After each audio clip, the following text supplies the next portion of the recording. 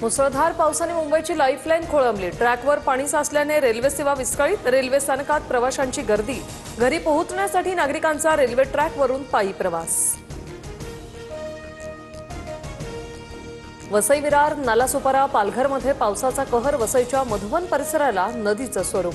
चारचाकी गाड्या पाण्याखाली। रस्त्यांवर सध्या कमरेपर्यंत पाणी।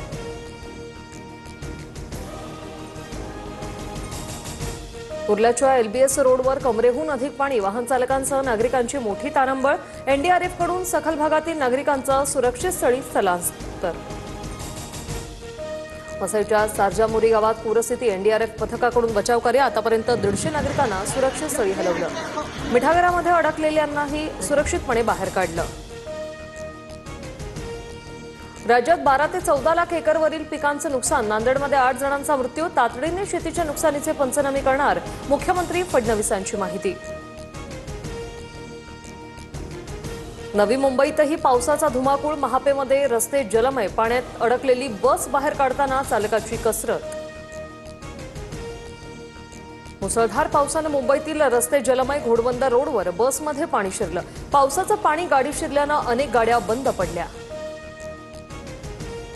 मुसळधार पावसाने मुंबईमधील नाल्यातील पाण्यातही वाढ। कांदिवलीतील नाल्यात व्यक्ती वाहून गेल्याची घटना। पोलिसांकडून व्यक्तीचा शोध सुरू। अमरावतीतील शिरसगाव कसबा परिसराला पावसाने झोडपलं। मेघा नदीला मोठा पूर। शिरसगाव कसबा गावाच्या अनेक भागात पाणीच पाणी। गावातील मुख्य पुलावरूनही पुराचं पाणी। मुंबईसह राज्यभरात जोरदार पावसाची हजेरी। मुंबई अहमदाबाद महामार्ग पाण्याखाली।